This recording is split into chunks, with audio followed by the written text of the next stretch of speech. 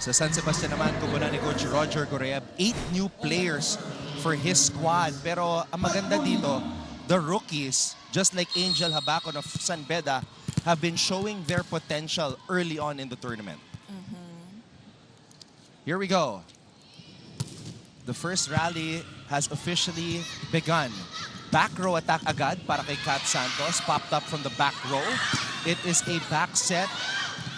And San Sebastian is able to keep it alive. It's a free ball for the Lady Red Spikers. Quick attack para kay Navarro. Does not work. Di makulangan to Amakatan. And I don't know if it's the presence of Mika Reyes, pero middle blocker ang unang nakapuntos dito sa laban na to. Parehong ang maganda ang defense ng dalawang team. Yun nga lang, hindi sila ready sa drop ball ni Tan. Nung panahon mo ba, maraming middle blockers na team captain during your collegiate playing years? There were a few. Si Coach Ate Abby Maranyo, siya rin yung naging team captain natin. I remember those years as Kat Santos gets the point off of that cross-court hit. Amakatan, team captain for the first time para sa San Sebastian. Our score is 2-7. This is Tina Marasigan, who's currently the leading scorer of the Lady Stags in the early goings of this tournament. Back set. Dumakulangan, popping it up. Kat Santos na naman down the line. Kat Santos trying to target down the line, but siguro napasobra lang. At minsan talaga, I'm pretty sure from your experience and playing with some great and strong open spikers, nakikita mo di maiwasan na nanggigigil din. Totoo, kahit ako rin naman. Lalo na kapag alam kong open block yan. Balik ang bola dito sa San Sebastian. Over-receive, Kat Santos. Oh, that was short. Sayang. Ito yung mga mahirap na paluin, no? Yung makuha yung timing sa ganong klaseng play. Good intention naman, but then again, mababa siguro yung set and gusto niyang targetin yung corner. Hindi makulangan. Going back to Kat Santos. Yes, finally! So, karamihan sa mga sets ni Dimakulangan have been tossed towards the way of Kat Santos, who is trying to have a bounce-back season after nag-dip yung kanyang scoring ng season 98. Amakatan gets this one in. Molina to Angel Habacon. Angel Habacon. It was an out-of-system play at Habacon nagawa niya ng paraan na makakuha ng point. And Mika, this is the matchup of the day. We have two great open spikers. Third-year player Kat Santos and Angel Habacon. Yes. Here's the pass. Here is the set. Pasok si Santos. Kat Santos. Talagang hinahanap ni Dimakulangan si Santos, no? Trying to get her going early on. Yes. Now serving for San Sebastian, Von Dimakulangan.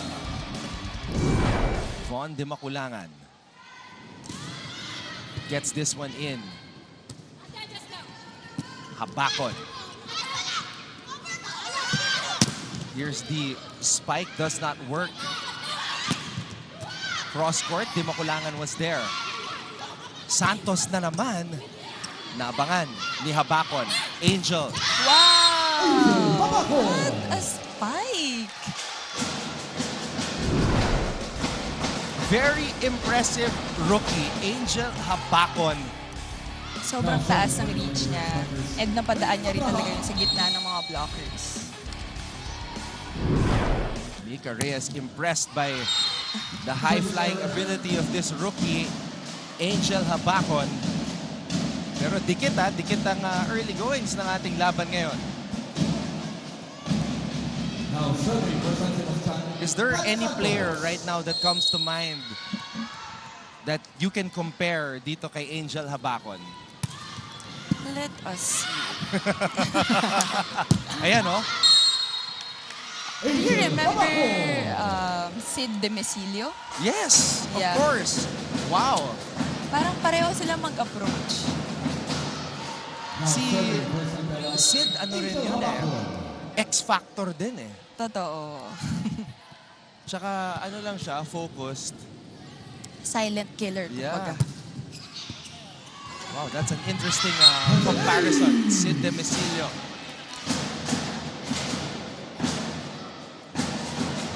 Six to 5 ang ating talaan. Angel Habacon still at the service line. Score is 6, serving 5. Ito yung inaabangan sa kanya, Mika, yung jump serve. Alam mo, matagal ko na rin gustong itry yan. Pero, wala eh. Never ka ba nag-attempt mag-jump serve ever? Sa practice lang. Practice in a game. Pero hindi ako pinapayagan ng coach ko. So, may tiwala ako sa kanya. Alam niya kung ano yung makakabuti sa akin. But you know what, yesterday, in the Arellano match, there was a player, si Laika Tudlasan. Jump serve siya ng jump serve, pero nakatatlong service error.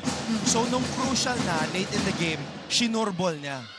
Kung ako rin yun din yung gagawin ko. Still serving for San Doon Beda, tayo sa sigurado na, kumbaga, lalo na kung crucial. And actually, nag-work yung adjustment niya. Kasi nalimitahan yung errors nila and eventually they won the match. So sometimes also, even if you want to be aggressive, you also have to make sure that you limit your errors. Yes, and syempre, kailangan naman nating tulungan yung team natin. Mahirap naman kung errors yung makakakontribute, di On ba? line serve for San Sebastian. Here's KJ Dionisio, one of our storylines for this season. Kasi nga, balik middle blocker si KJ. Service error. Alright, Technical timeout we of have the a first technical set. timeout. San Beda leads San Sebastian 8-6. At sa aming pagbabalik, may courtside update sa atin si Lexi Gonzalez about the two coaches.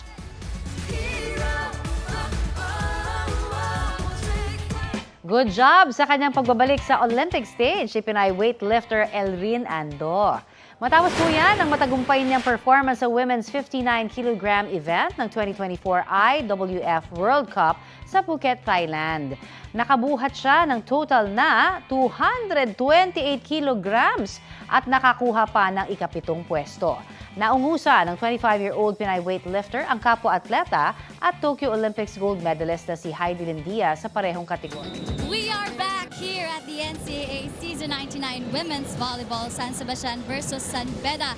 This is a game that will determine who among these two teams will bag their first win from a 0-2 standing. That's why the two coaches are eager to fire up their players. Sabi nga sa akin ni Coach Edgar Baroga ng San Sebastian Lady Red Spikers na para sa kanila, this is a championship game dahil ito raw ang magigauge ng direction nila this season. At chance din daw nila ito para maiangat ang moral ng isa't isa. Sa panig naman ng San Sebastian, I was able to talk to a frustrated Coach Roger Gorayan. He said he just wants his players to focus and not just play, but to win the game. Kayo ba, Anton and Mika, may personal bets na ba kayo? Masasabi ko lang, Lexi, hindi pa nagpa 5 sets yung mga laban natin dito sa NCAA. So kung mag 5 sets to, kasalanan ni Mika Reyes. Bakit ako? Siyempre debut eh. Kailangan i-welcome ka, di ba? Ready naman tayo dyan. Already.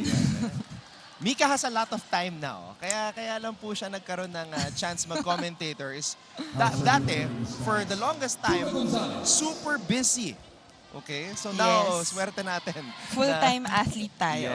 Yes. Grabe. Mika Reyes, I was shocked looking at your bubuking ba kita? Wag na, please. Wikipedia page sa age ni Mika. Kasi I started covering Mika when she was a rookie for the Lady Spikers, and for the longest time, actually, we've been waiting for her to try commentary. So, nagulat ako ngayon lang.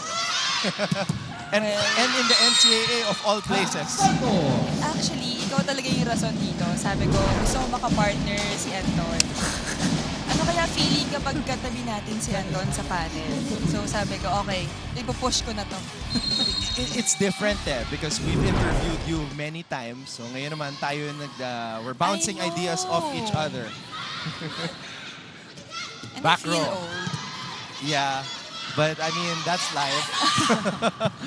Ang dami ng mga galing na players ngayon. Ngayon, nanonood na lang ako sa gilid. And that's why we also need you here to, educate the fans and also provide insights. Kasi these players, they watch, they know who you are. They're also interested to see your thoughts sa games nila and whatever bits of information and knowledge and wisdom na mapupulot nila. They're very appreciative of that as well. Yes, thank you, Anton. Thank you, Mika, for the time. 9-8 ang ating talaan. San Beda with the 1-point advantage. Molina, back set. Navarro, kulang sa wrist action. Good attempt for Kagalawan. Medyo na-late lang ng konti pero nandun yung pag-attempt niya sa bola. Yun naman yung importante. Yun yung sinasabi ng mga coach na i-attempt mo lang kahit hindi mo maabutan. Marasigan back at the service line. Tabla po tayo, 9-all. Oh, she's doing the jump serve. Very aggressive. Abraham, popped up by Marasigan. Di makulangan. Sending it over to the San Beda side. Oh! Biglang bumagsak yung bola. Is this a skill that you can somewhat, hindi naman master, but work on yung biglang pagbagsak ng bola? I can say sometimes may chances na yung corner talaga yung mata-target mo kapag naka-flat ball. Pag ang target mo is naka-flat ball mo siya. Yung walang spin. Oh. And mapapractice naman siya during training. Pero mahirap gawin yun, ha? Deciding in-game, di ba? Kung isi-spin mo or flat ball. Yes. Actually, tinatry ko siyang gawin sa running attack. Mm. Kasi siguradong walang tao sa corner eh. 10-all. San Sebastian, 8 spike points here in this match. Habakon again. That was inside.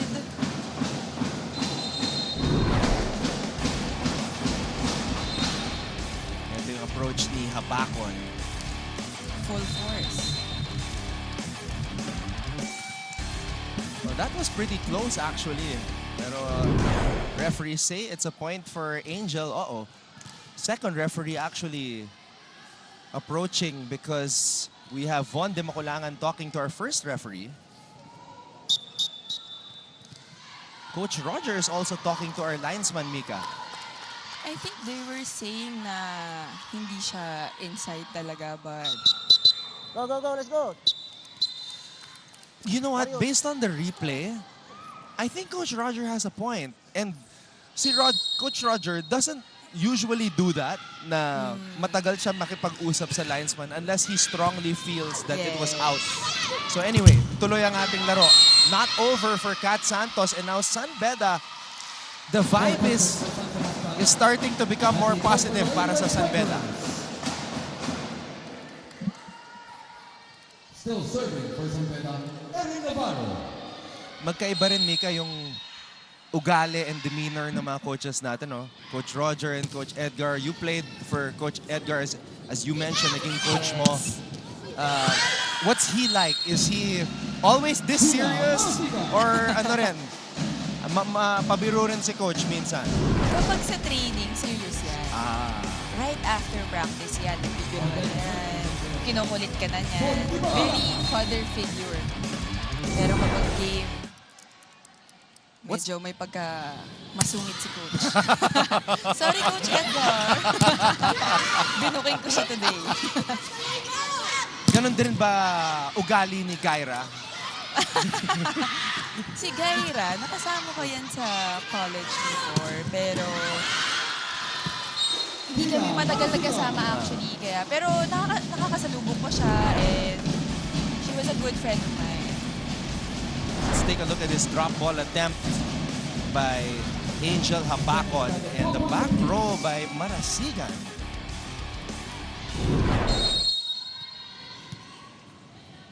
all.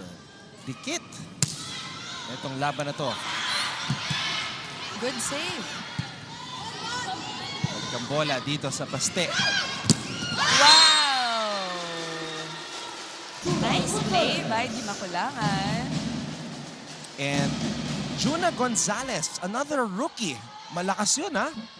Ang tabang ng bata.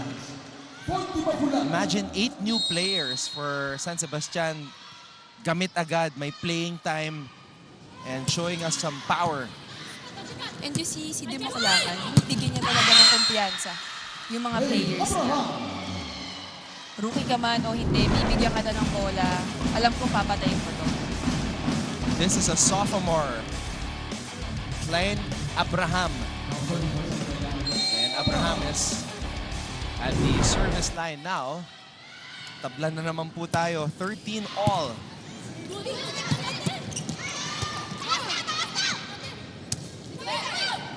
Back row for Marasigan. Abraham was there. Habakon na naman going down the line. Santos. Popped up by Flores. Habakon. Ooh! Oh my. Hindi natin gusto na makita na may ma-injure o may mangyaring masama. So, good effort pa din naman. Alam naman natin na ayaw nilang pabayaan yung bola na yon. But then again, kailangan pa rin natin mag-ingat. So Tina Marasigan was able to get up right away naman. Pero yun nga, tough situation kasi nakatingin siya sa bola while running.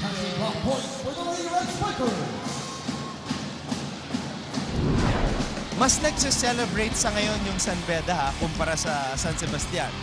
Mas maganda nga yung aura nila.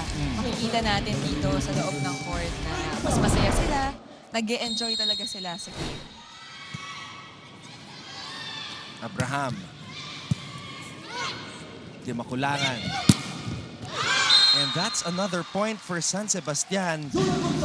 Juna Gonzalez. You see, siguro itong San Sebastian, game face mode lang talaga. Baka yun yung gusto nila ngayon. Pero for me, I think during your time, kailangan mix yan eh. May Yes. game face, tas nagse-celebrate din. Actually, minsan nga hindi na rin namin alam ano ba dapat. Pag nagagalit na si Coach Ramil, mag-celebrate kayo. So I think it's a matter of finding the right balance, no? Totoo. All right, we'll take another break. San Sebastian down by 2.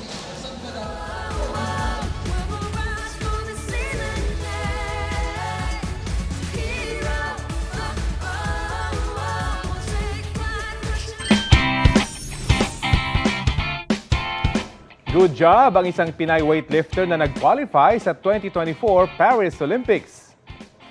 Si Rosie Ramos na ang ikapitong pambato ng Pilipinas sa Paris. Nakuha niyang slot matapos manalo sa women's 49 kg category sa Olympic qualifying tournament ng International Weightlifting Federation sa Phuket, Thailand. Two teams looking for their first wins here in season 99 of the NCAA. And let's give a shout out to our Mancom representatives, Attorney Cabochan and Sir Frank Gusi. San Beda and Perpetual respectively.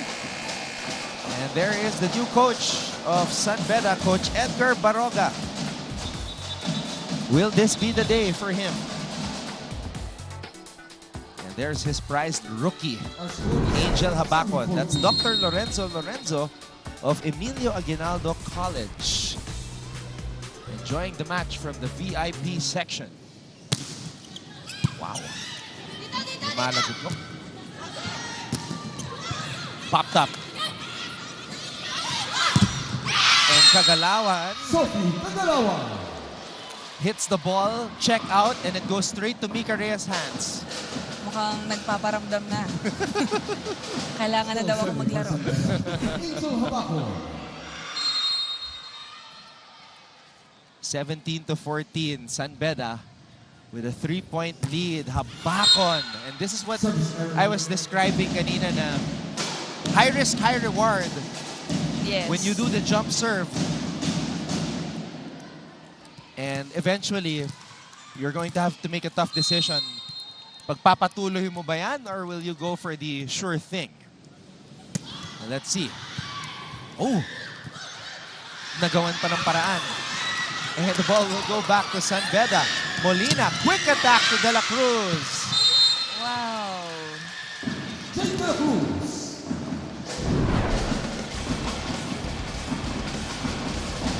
Isa lang yung blocker niya. Kitang-kita ng setter na walang sumabay. Kaya biglang binigay na lang talaga. Ikaw, what goes through your mind when the setter sets it up to you and nakita mo isa lang yung sumabay sa'yo? Una, titignan ko muna kung nasaan yung libero. Okay. Kasi alam naman natin na ready yung libero. So, sabi ko, dun tayo sa mga kapuntos. So, usually, zone 1 yung una kong tina-target. Pero kung wala naman yung libero sa loob, pwede ko lang i-cross court agad yan. Yan. Picking the brains of Mika Reyes. Alam niyo na yung strategy niya. Kagalawan. Habakon.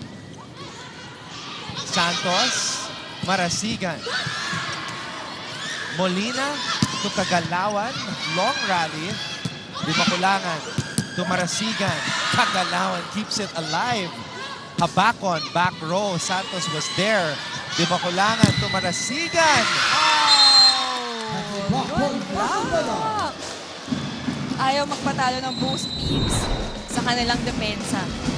And I can imagine, Mika, after a long rally, getting a block is the best feeling. I know. Yes. Mas gusto kong makakuha ng block kesa makascore ng point. Malapit ka sa abot na abot ka ng blocker eh. Anong gagawin mo? Ako magtuturo sa'yo para makapag-isip ka. Ha? O tinitingnan mo na naman ako eh. Sabi ko, hindi naman bawal mag-drop ball eh. Dikit na yung bola sa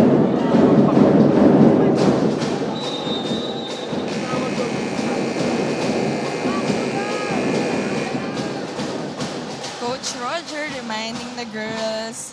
And totoo naman, di ba? Sabi nga ni Coach Roger na, gusto mo ba ako pa yung mag-drop ball para sa'yo?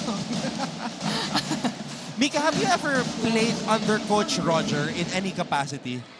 As far as I can remember, parang hindi pa. Hindi pa. Wow, that's a Pero, itsy-bitsy bit of trivia. naalala ko, gustong-gusto niya akong kunin for Ateneo before. Wow, the rival school pa. Yes.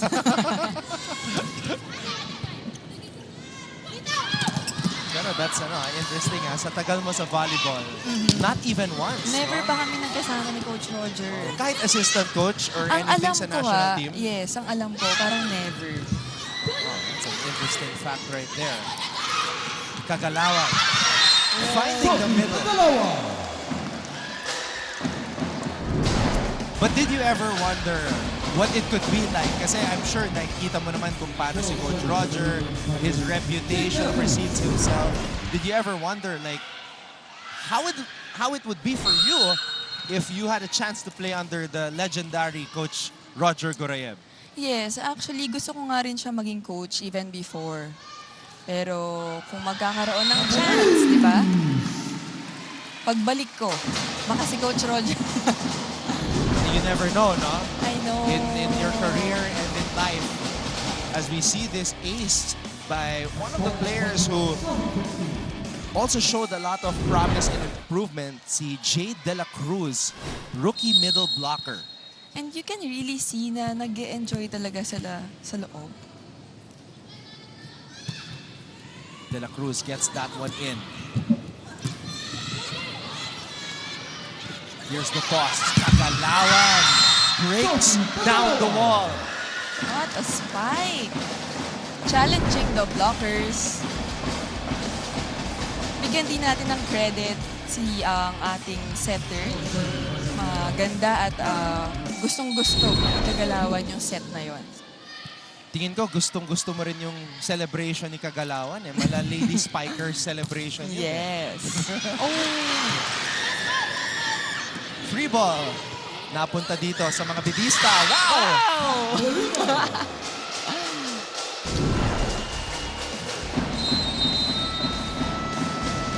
Kat Molina last season was an open spiker. Now she's playing the setter position. You don't know? You don't know what's in or out? You know. So how come you did that? You received that ball. The ball is going towards you. It's going out. But you stay in the middle. Why don't you turn around? Move away from the ball. I don't need to tell you.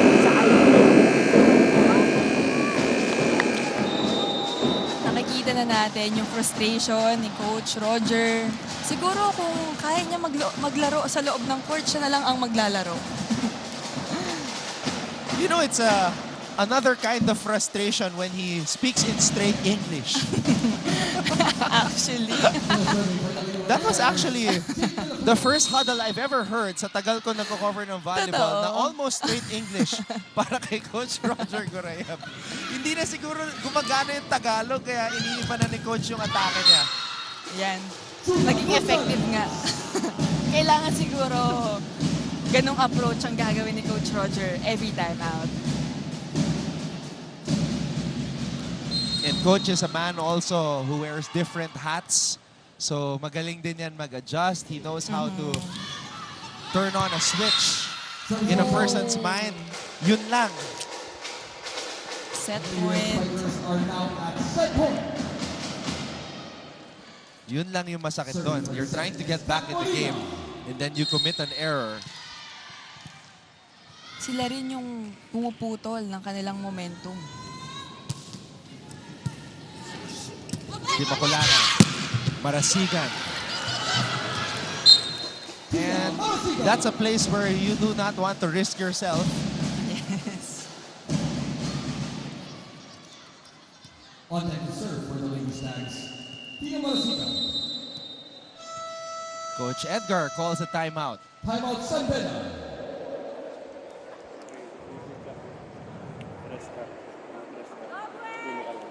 Yan, durog ko na sa dito. Pwede ka mag-grab ng hindi tumatalon just in case. Pero pag maganda, bigay mo ng tulong. Isa na lang to, kapag kayo din nakuha na dali sa first natin, dulo-dulo lang, tapos kunin natin sa black.